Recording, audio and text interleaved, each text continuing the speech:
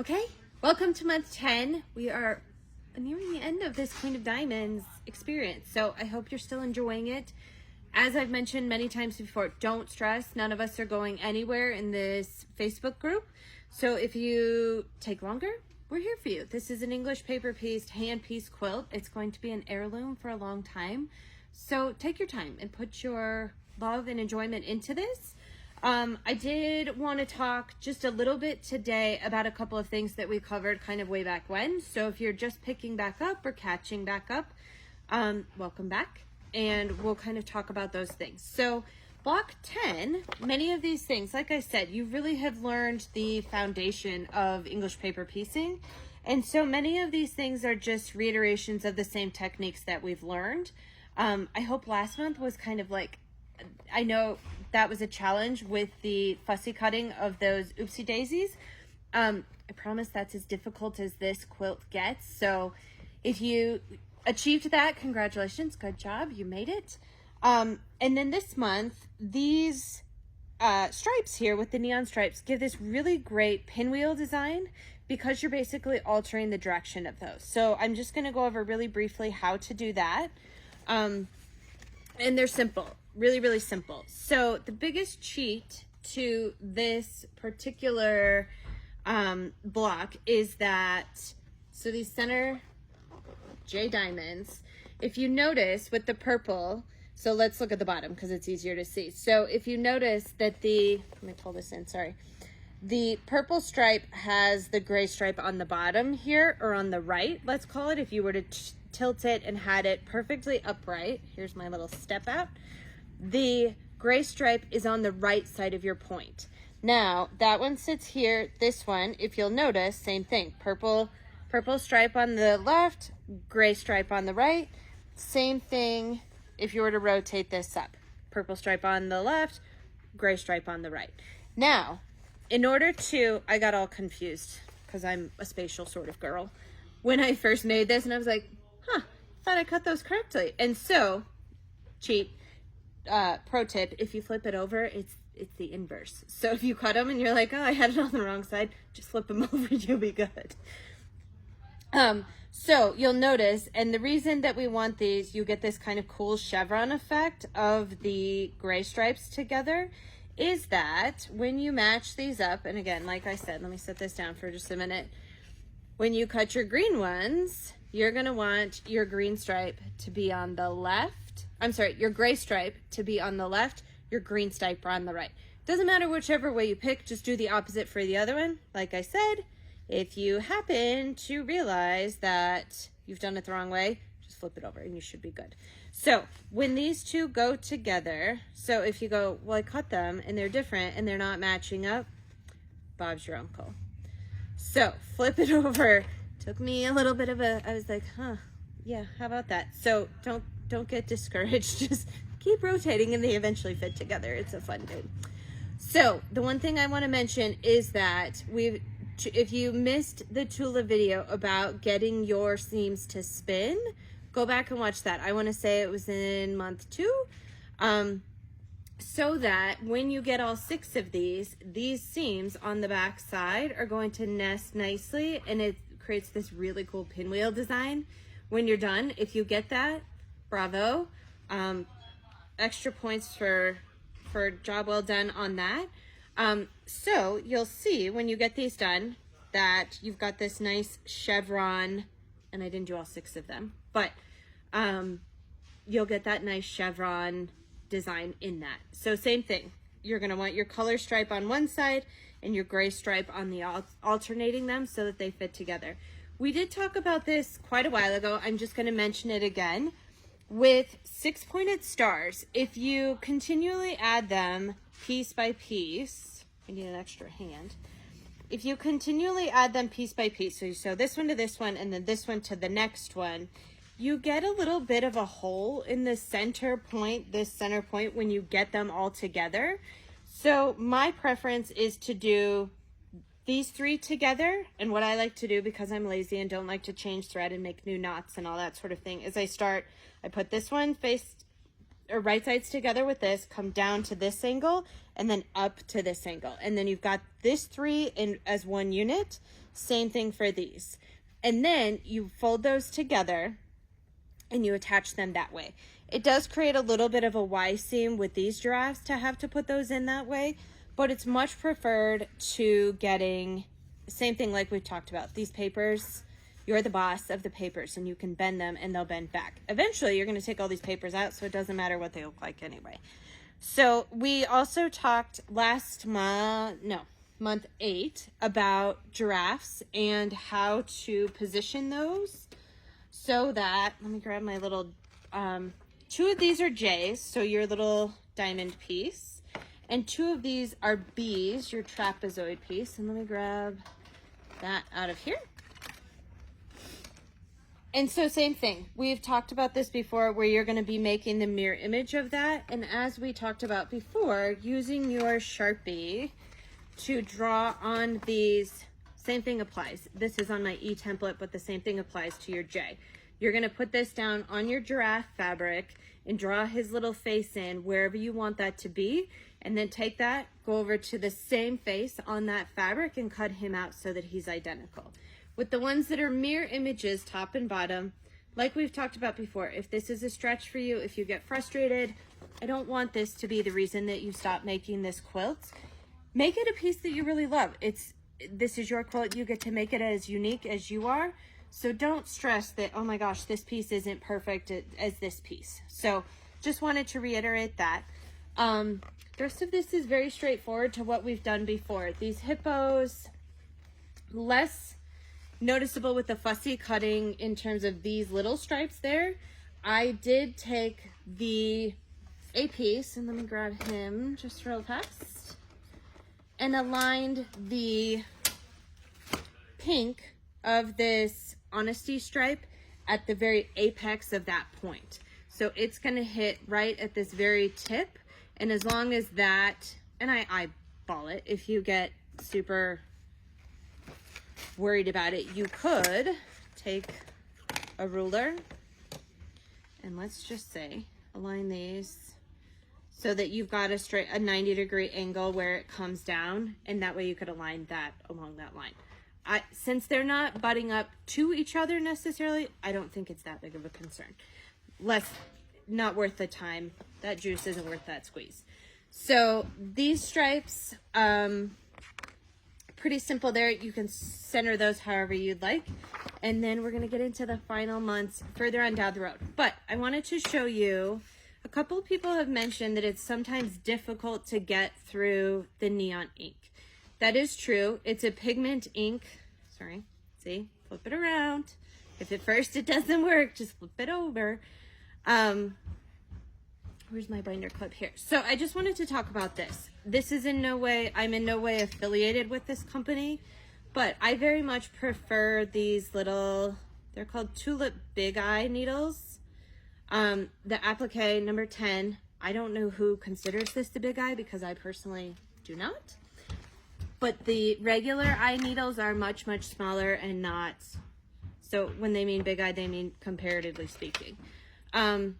So let's talk about this really quick. I like these because they're very sharp needles. Sorry, we're rolling fabric in the background. We'll go ask them to be quiet.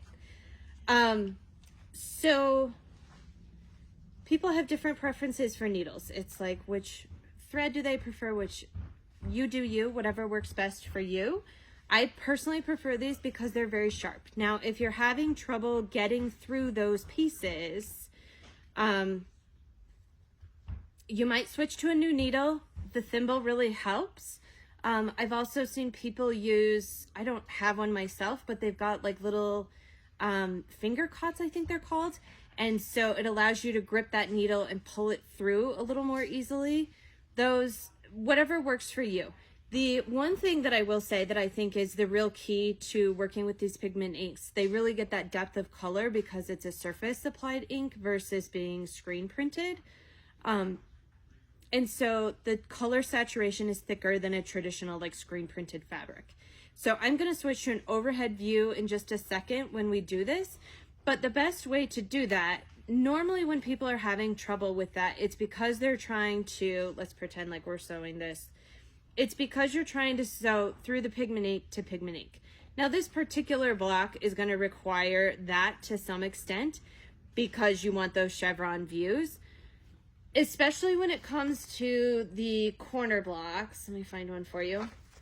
These guys where, let me put my needle down so I don't magically lose that, where you're connecting this to this piece to this piece. This doesn't have to be done exactly the way we've shown it. We've talked a little bit about that in the past, but you could offset this. So same thing where we talked about before, you just line up one stripe to the gray stripe on the other, or the, let's call it the neutral stripe. You can offset these to make that a little easier to sew. So that's one good workaround for that. Again, like I said, thimbles help to push it through there. It is just a little bit thicker on the fabric than traditional screen printed inks. So just wanted you to be aware of that. I'm going to switch to the overhead view so that you can see this. And I wanted to talk a little bit about tucking in your tails when you sew. So we've got our pieces ready to sew these together. So we've made sure, I'm a big fan of double checking, that your little chevron gray lines go together and that you've alternated this color's on the left, this color's on the right, and that's what'll give you that pinwheel effect. So I'm going to fold these right side together here. And forgive me, I have a left-handed mom, so I've learned as I've gotten older that apparently I do things more like a lefty than a righty, so I apologize if this is backwards to the way that it should be for a right-handed girl.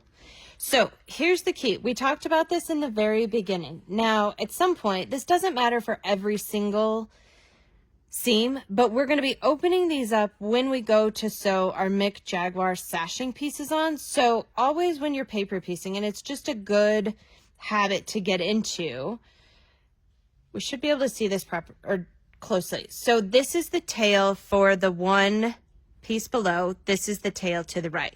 They're going to nest when they go together.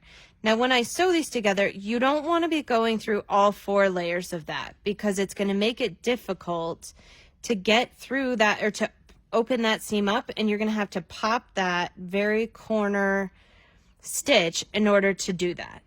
And so what you're going to want to do, and I'll just reiterate this, is you're going to go up from, it doesn't matter if you go up from the bottom, down from the top, whatever, however you like to sew, but you're going to want to make sure, let me do this again, that tail, instead of going through all 4 layers of that fabric, you're just going through that edge. So don't tuck your tail. If you went through this and through this folded over, then you're going to have to peel that out when you pull the papers apart, and you're not going to be happy. So if you put that in there, it really just matters in that first stitch. So then you can just continue right on down. I'm just going to do a little knot. Whoops. Let me pull this a little tighter. A little knot in that beginning so that it stays put, and then you can just continue right on sewing. Same thing, oh, my needle came unthreaded. Same thing at the end. So when you get to this side, you're going to want to tuck that guy out and tuck this out. If it works for you to get to this edge and make sure that you're not sewing that down to this, it's less pronounced when you get to inside corners versus outside corners where these tails kind of hang out, those dog ears hang off the edge of the fabric. That's where you have most of the problem. But I just wanted to reiterate that. And so, like I said, you're sewing gray to gray here. It gets a little more difficult to push that needle through when you get to pigment over pigment. But same thing, just use a thimble of your choosing and it should go right through. Okay, so you should be good to go for month 10. We're going to be back for month 11 in a couple of weeks. Julie and I are on different schedules with this because of Christmas, and somehow we just got off. Don't stress about it. It's not a big deal. We're all here for the long haul, so don't worry about that. One thing I do want to mention, I understand that you got your Mick Jaguar print with your month 1 fabric. It was done that way because it was going to be a heavier package. We opted to put it in month 1. Everyone got it then. We had planned, because traditionally a quilt is put together block by block, and then you put sashing and borders on at the end. So logically, I understand that this is a little bit different because it's a hybrid construction. But if you can't stand it any longer and want to jump into your Mick Jaguar, if you fast forward to page 66 of your Queen of Diamonds pattern, we have lots of in-depth illustrations on how this is going to work. Now, you can follow all of this. I plan to do the full video on this in month 12. The reason for that being, I understand that you have your Mick Jaguar now, but everyone who's doing this as a block of the month isn't going to be getting that fairy flake white border, the wider border fabric until month 12. So I don't want a bunch of, oh my gosh, I don't have that fabric yet worries. And so that's why we're going to be doing that all together. That part is machine sewn, so in theory it should take you far less time than these blocks take you month to month. Like I said, if you just can't stand it and want to at least get these borders on, you're welcome to do that. I will be covering this in an in-depth video in the future. But if you go here to page 66, we've also given, throughout the pattern, you'll notice, this wasn't happenstance, that what we've done is when we're cutting these Mick Jaguar prints, we've coordinated, you'll notice, and I'll hold up the fabric in just a minute, that these colors relate to what's inside the block. It's not, like I said, if nothing, we're thorough, and we wanted it to be very cohesive and put together. So you'll notice, like on the, let me find a cooler block for you. You'll notice that we've tried to make those colors that show through here coordinate to those. And so if you've got a pink block, they're going to be more pinky orange. If you've got a blue block, they're going to be more greeny blue. Those are all covered, like I said, further back in the pattern on page 66. I should know that by now. So as you'll see, you've got a bigger cut of Mick Jaguar than this, but the color gradates from the top to the bottom. And in true Tula fashion, as she's told you before, it continues to repeat all the way down. So you're going to be cutting horizontal strips of this. So that part is really important to lay this out. Like I've talked about before, I'm a very visual girl. And so I lay this out exactly as it looks in this pattern so that I go, okay, this block is going to be this. Now, if you cut along those colors, you can get it along these stripes. Let's say that you're cutting them. This is your 2-inch stripe. They're going to continue to give you different colors along that width of that. So you're going to cut those just as we've talked about in the pattern. If you want to go through that phase now and at least start getting those cut and kind of put them on your design wall so that you're ready when we get to that step, or you want to attach them to, totally fine. So we did just want to talk about that, and we're on to month 11, and we'll be covering the rest of the borders and sashing in much more full depth video for month 12.